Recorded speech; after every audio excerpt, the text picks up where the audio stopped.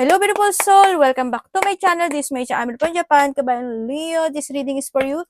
Tingnan natin na iyong second half ng March 2026. Maraming salamat muna sa mga subscriber, new subscriber, cross-watcher, at sa mga bagong pasok dyan. Welcome na welcome kayo sa bahay ni Ate Aimee. Salamat din sa nakataba ng puso ninyo mga comments at sa mga nagpa-personal reading. Marami pong salamat. Kung gusto nyo na energy nyo lang talaga, ang gusto nyo makuha natin, all the details is in description below. Paka-check na lang. General reading tayo, kunin mo lang ang sa'yo, at itapon ang hindi naman talaga sa'yo. Maaring vice versa. Energy mo, energy ng person mo, energy ng malapit sa puso mo, nangyayari or mangyayari pa lang. Use your own intuition, lawakan nyo inyong isipan, ang dami naman.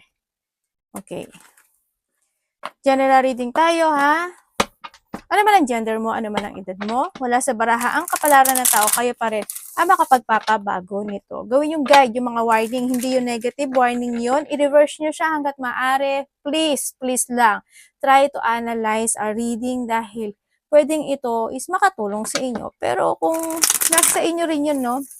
Kasi kayo pa rin makapag-desisyon niya. Tingnan natin, Leo. Pero kung gusto mo na positive reading lang gusto mo marinig, hindi po itong channel na to ang para sa iyo. Okay, Leo, we have the wealth. Ibig sabihin yung iba sa inyo is there's a good wealth happen into your life, but meron tayong flag. Ibig sabihin yung iba sa inyo, winawarningan kayo na mag-ingat kayo pagdating sa paggasto sa pera o paglabas-labas ng inyong kaperahan.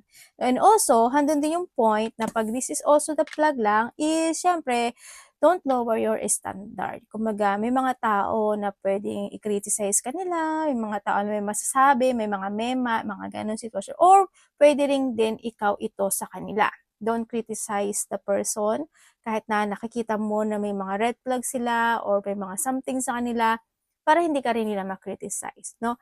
Ganun. And you need to be aware lang din talaga sa iba, sa inyo.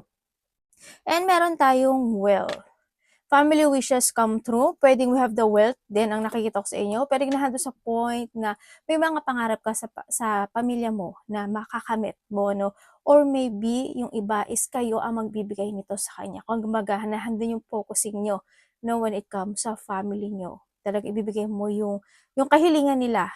Kasi ganun ka naman talaga. And you need to trust to your intuition din sa iba sa inyo. May tao dito na too much concerned with a sexual matter.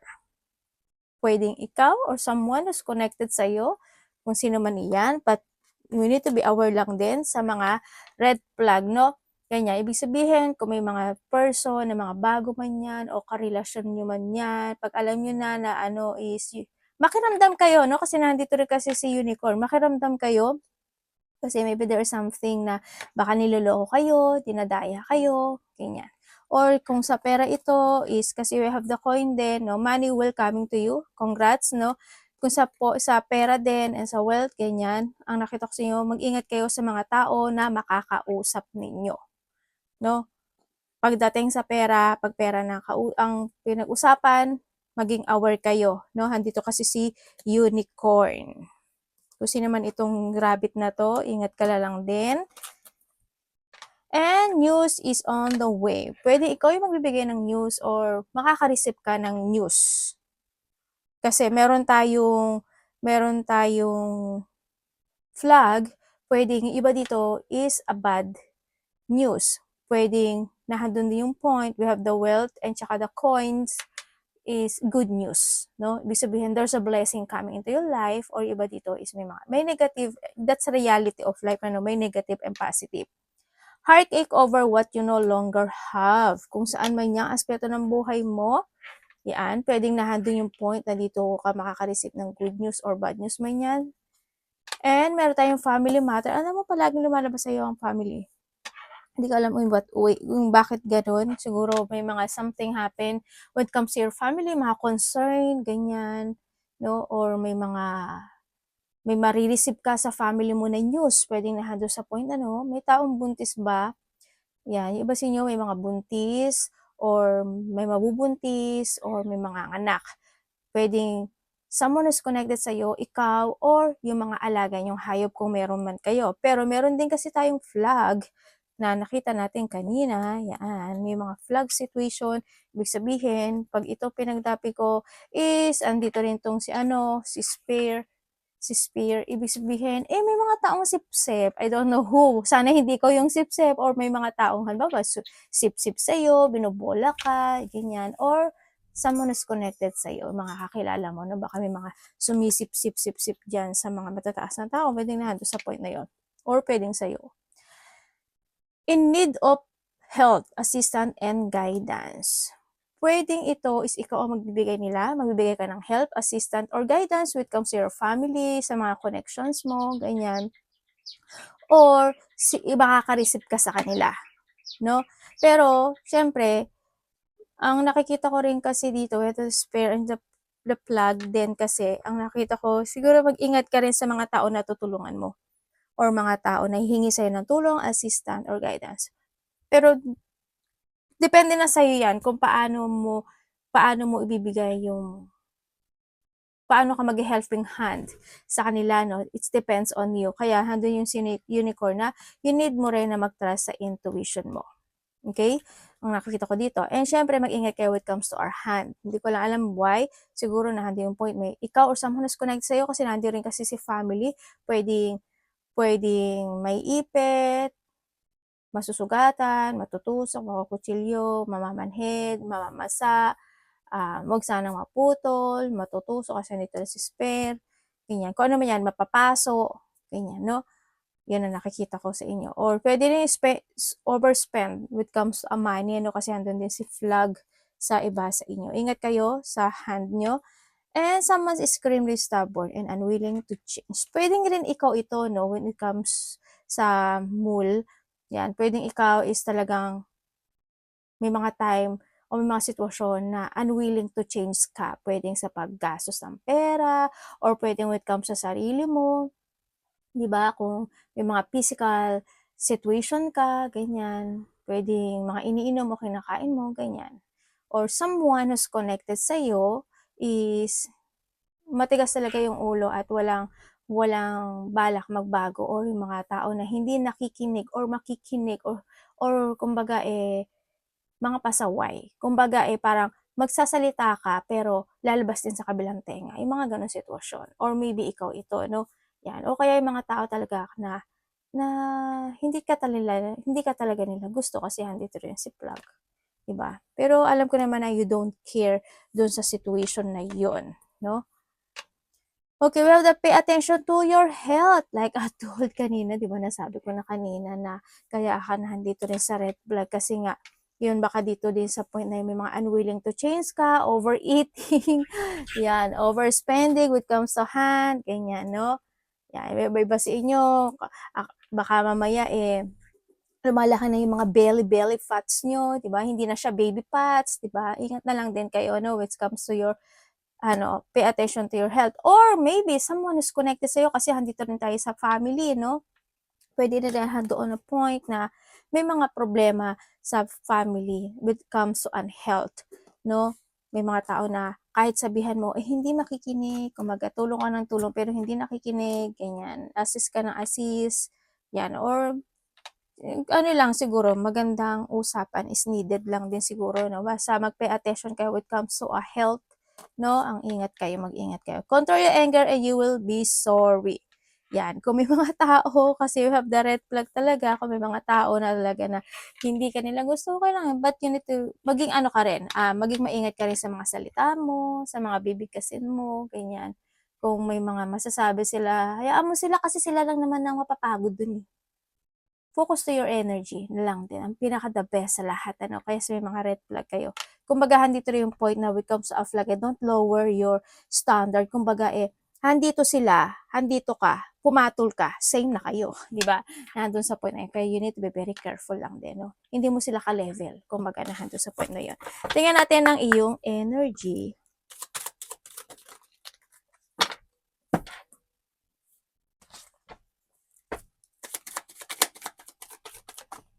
Energy po. No way. Okay, when it comes sa yung energy, we have the 9-9, no? Okay, Lina, dito ka sa sitwasyon mo na medyo mahina ka. Mahina. Kumbaga, ano ka, May mga bagay o sitwasyon ka na hindi mo mapag-iisipan ng maigi. Yun ang nakikita ko sa'yo dito, Yan, may mga bagay na puwedeng mami-misalignment ka, ganyan. Puwedeng nandun yung point na, um, yung alam mo yun yung na alam mong mali, pero dahil sa kailangan gagawin mo siya. Parang nandun sa point na yun. Parang hindi mo makikita o hindi mo mapag-iisipang mabuti na tama ba 'to or mali ba 'to, nandun sa point na yun. May mga ganong decision making ako na nakikita sa'yo.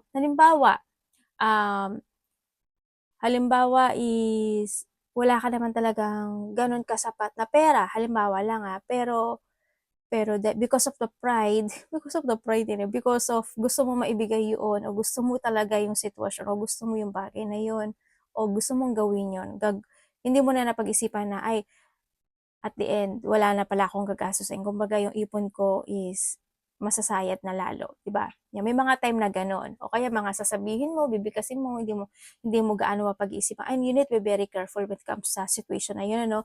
Yan, ang nakikita ko sa iyo rin na energy, na yung point na na um, puwedeng magkakaramdam ka ng mga, masama yung pakiramdam mo. Puwedeng magkakaroon ka ng ubo, sipon, lagnat, masakit yung throat mo, masakit yung kalamnan o buto-buto mo, nandiyan sa point na yun, ganyan. There's no stability happening when it comes sa situation mo, 'no, and kailangan mo 'tong i-reverse, 'no. Kailangan mo talaga na na mas habaan yung pasensya mo or may mga bagay ka talaga na kailangan mo this time ng transformation, Leo. Tsaka may mga bagay ka na dapat isaayos o pagsasaayos na gawin o pagbabago when it comes sa sarili mo, 'no. Kaya you need to be very careful din. Yun, ingatan mo yung sarili mo dito sa situation mo. Advice lang naman sa iyo.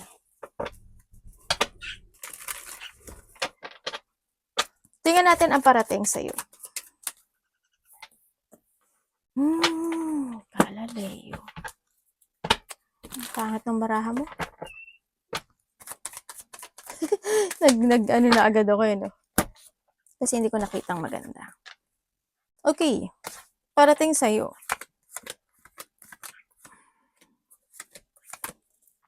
Okay, parating sa iyo, unahin ko muna ano, i-reverse nyo to, Dito sa sitwasyon mo, meron akong nakikita na may taong i-judge ka. Palaging nangyayari naman sa iyo yun, ano. Pero wag kayong wag kayong mapaparalyze when it comes to sa situation kasi hindi rin naman din siya makakagot. Pero tulad nga sabi, 'di ba, control your anger and you will be sorry, 'di ba? Yan, may tao dito na i-judge ka niya, may masasabi, like I told kanina, kasi we have the flag. Don't lower your standard, meron ako nakikita na taong may panglilinglang o pandaraya. Also, nandun din yung point na manipulative situation, ganyan. May mga gossip or mga situation na hindi totoo, ganyan. Like I told kanina, judgment, i-judge ka nila or yung, yun nga, may mga chismis na hindi naman totoo, ganyan, mga gawa-gawa, mga ganyan, pararatangan ka, o kaya mayroon silang masasakit na sabihin, may taong masungit, may taong nag-iisip ng masama sa'yo, may magiging bitter, sana hindi ikaw. May tao na masakit magsalita. Yun ang nakikita ko. And then also, parating sa iyo, dito sa situation mo, is there's a person, hindi ko alam kung sino siya, maybe this a mother figure, maybe sa iba sa inyo, na may tao, tulad ng sabi ko, may sakit siya. Maybe ikaw ito or someone who's connected sa iyo, may sakit siya, hindi ko alam why, pero may sakit ito. May sakit na nararamdaman. Hindi kasi stable yung nakikita ko sa kanya. And then, may nakikita rin ako dito na merong magkakaroon ng mga delay and cancel, no? Sa ibang aspeto ng buhay mo. Siguro when it comes to a coin and the wealth, siguro may mga situation na maka-cancel or madi-delay. Pwede rin na may mga cancel and delay when it comes to progress something into your life. Pwedeng ano, o kaya kung if you have a travel, malayo man o malapit yan, or may mga magta-travel situation related to a family, pwedeng nando sa point na yun. Yun ang nakikita ko dito. Basta there's a delay and cancel situation. And parating din sa iyo, ang nakikita ko sa iyo dito is pag-uusapan ka raw. Pag-uusapan ka nila. Sabay kayo. Kumbaga, andun na yung point na you will become a center of attention sa iba sa inyo ha. You will become a center of attention. Pwedeng may mga recognition. Ikaw or someone who's connected sa'yo kasi andun rin kasi si family. May mga recognition, pagkakakilanlan, pasasalamat, or merong mga victory and success happen to your life. Kung sa pamilya mo man yan or sa'yo, yun ang nakikita ko sa'yo dito. Pero yung mga taong galit talaga sa'yo 'no, iba dito magiging busy kayo or nandun yung point na meron kang ikakagulat o ikaka-shock o ikabibigla na isang sitwasyon sa buhay mo. Yun, yung parang parang parang ano siya, hindi mo inaasahan. May mangyayaring gano'n, hindi mo inaasahan yung gano'ng sitwasyon. Yun ang nakikita ko dito. Iba dito may paghihintay ano, parang may hinihintay ka ata. But dito, maybe you're waiting for an answer, you're waiting for a revelation from the truth, or basta there's a waiting situation ako na nakikita sa'yo dito. Ang nakikita ko rin dito is merong taong cold may taong cold. Maybe you are cold or someone is connected o nakakausap mo na nagiging cold ka sa kanya, may taong cold ako nakikita dito. Also, there's a person na nag-put siya ng boundaries, no? Pwedeng ikaw ito or someone. Meron din ako nakikita na tao na magiging very defensive pagdating. Pwedeng halimbawa, nagkakaroon ka ng conversation, ganyan, nag-uusap kayo, or ikaw ito magiging ganun, or siya ito magiging ganun sa kanya. Pwedeng nandun sa point na yon. Yun ang nakikita ko dito sa iyo. O ingatan nyo daw yung pera nyo, kasi business or pera, medyo magkakaroon ka ata ng problema. Ingatan nyo, no, i-reverse nyo na lang, no. Kasi ang nakikita ko sa'yo dito, hindi siya nagiging stable. No, yung trabaho or yung kaperahan, or if you have a business, ganun din. Kaya, ang gawin mo to, i-reverse mo siya, no, mag-focus kayo. Imbis na nag-growth kasi siya, ang nakikita ko dito, medyo baka dumaan ka sa situation na medyo maging mahirap. No? Sana lahat kayo may trabaho. No? Yun. Basta mag-ingat lang kayo, no? Sa nakita ko dito. Or pwedeng na doon sa point na gusto mong umalis sa trabaho mo pero hindi ka makaalis, di ba? Pwedeng hindi ka na rin masaya pero hindi ka makaalis. Tingnan natin ang dapat iwasan ni Leo.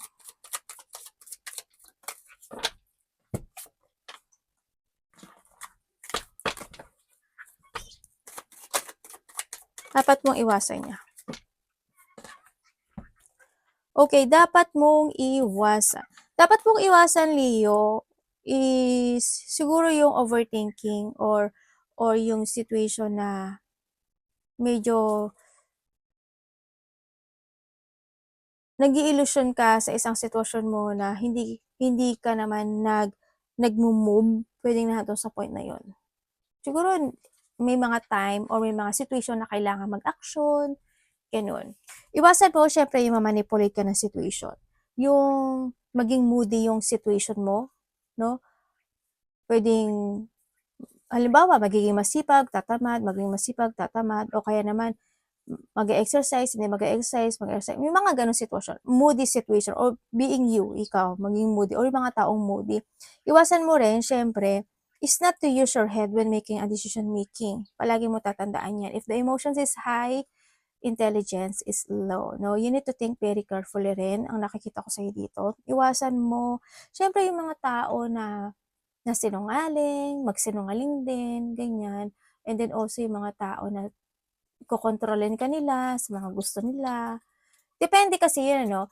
If the person na magkocontrol o magsasalita sa'yo is makaka-good para sa iyo, why not, diba? I-accept mo yun.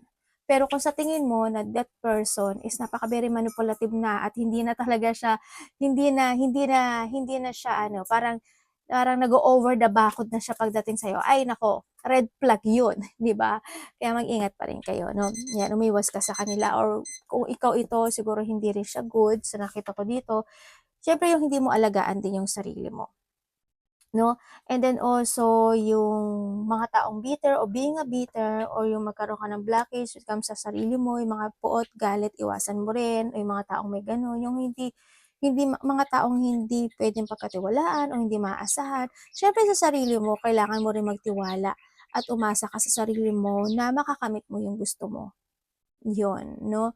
Siyempre, umiwas ka sa mga frustration. Yung mga ikaka-frustrate mo, ganyan. Kung hindi ka gano'ng nakakatulog at you are night shift, or pagising-gising ka, ayan, or late ka na natutulog, siguro bumawi ka na lang din ng tulog ano, sa iba sa inyo. Kung nahadon kayo sa sitwasyon na yon, yan. Yung iba sa inyo, siguro, yung mga chismis, iwasan mo na lang din, ano? Tsaka huwag ka na rin makasawsaw, yan. Don't isolate yourself.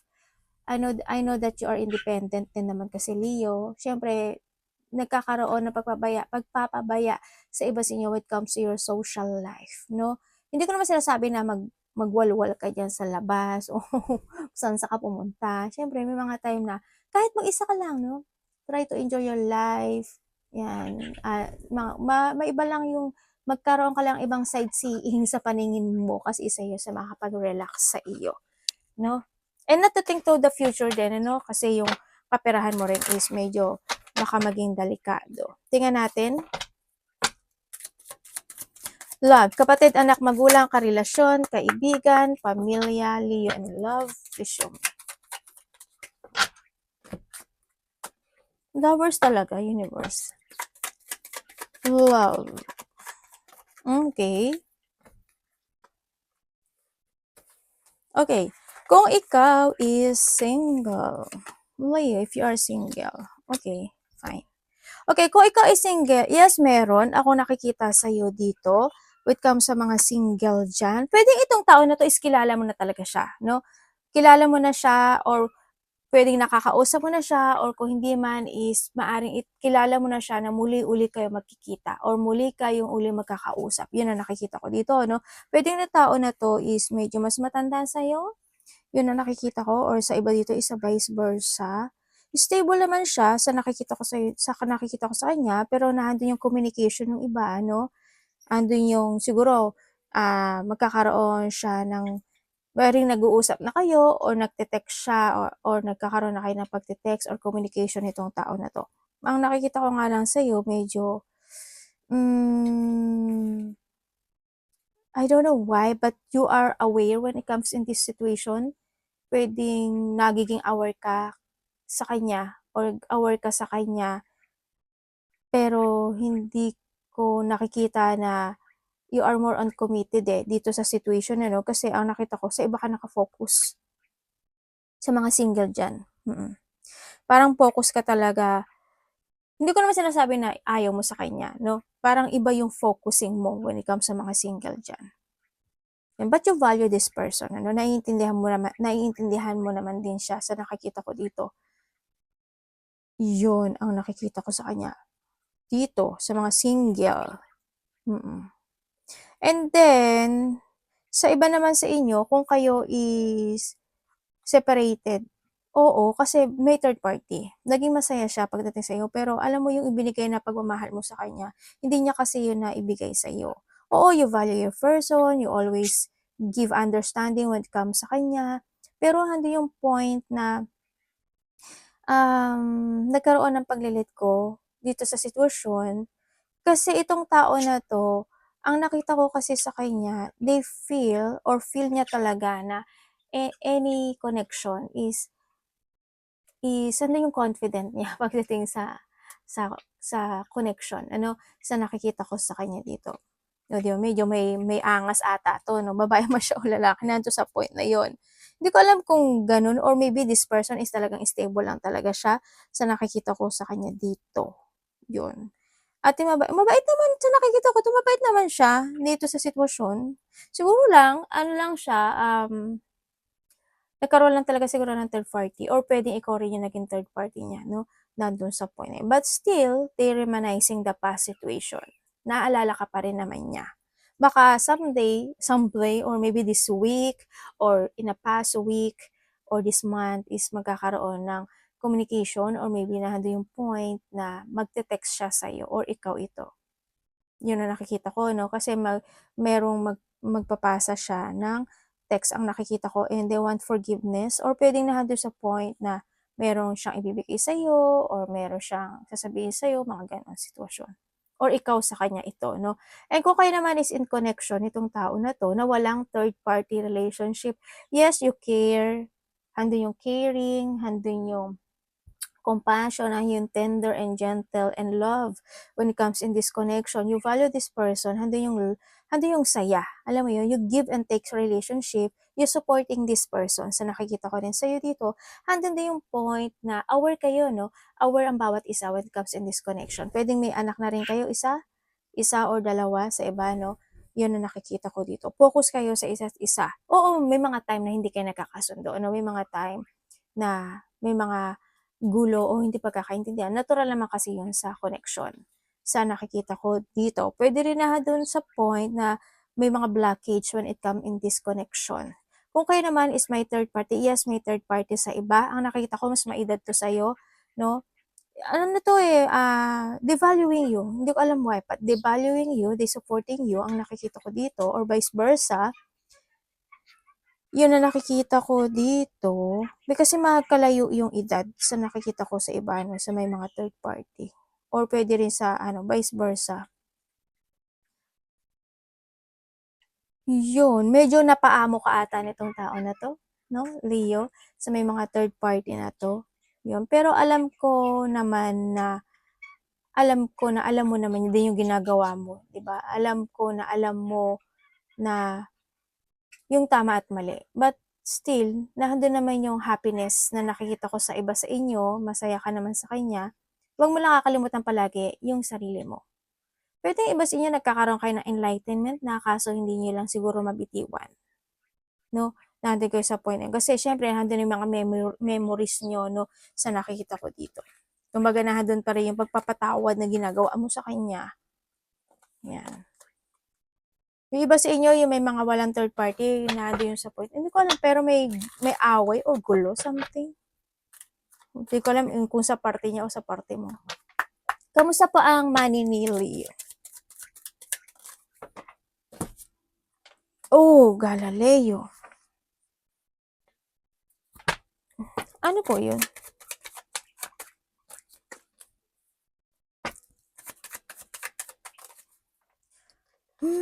Okay, when it comes sa money mo. When it comes sa money mo, Leo, ang ano ko lang sa'yo, mag-ingat ka. Try to make it balance pagdating sa money mo. Kasi may mga unexpected situation happen when it comes sa money mo. Pwede na doon sa point, may mga unexpected na mahihingi sa'yo ng tulong, may pagbibigyan ka, o may pagkakagastusan ka. Yun ang nakikita ko sa'yo. Kung ano mga unexpected na yan, no, nakikita ko dito, yun. Or pwede rin naman may mga unexpected na pwedeng may tao na magbibigay sa'yo ng blessing, pwedeng nandun sa point na yun, di ba? O kaya is ikaw yung magbigay ng blessing sa kanya. Sa iba sa inyo, ingat na lang din, no? Pagdating sa pera nyo, i-manage nyo talaga siya ng tama. Kasi mahirap din, di ba? Baka nandun yung point na magkaroon talaga kayo ng disappointment pagdating sa pera mo. Kaya kailangan learn for the experience, no? Learn for the experience from the past situation pagdating sa management ng iyong pera. Pero nandito kasi si Magician din sa nakikita ko sa'yo dito is pwedeng ikaw ito, the Magician, tsaka nandito rin kasi si Lovers. Sa iba sa inyo siguro yung point na mga taong malalapit talaga sa'yo kasi nandito rin si Two of Cups yan. Baka magkakaroon kayo ng communication or magkakaroon ng pag-uusap connected with comes to your money, or may nakikita ako, ikaw ito or someone who's connected sa'yo na nagagawin niya ang lahat, ibibigay niya ang lahat pagdating sa pera. Yun ang nakikita ko dito. Yun. Pwedeng sa trabaho mo din, pwedeng ganun. Maaari may tao dito na matulungin pagdating sa pera, di ba? Mapagbigay pagdating sa pera, advice.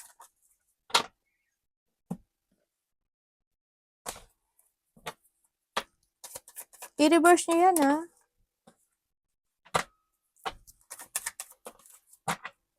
Okay, when it, ay may devil ka, lumabas pa. Alam mo, may taong galit talaga sa'yo. Oh, okay.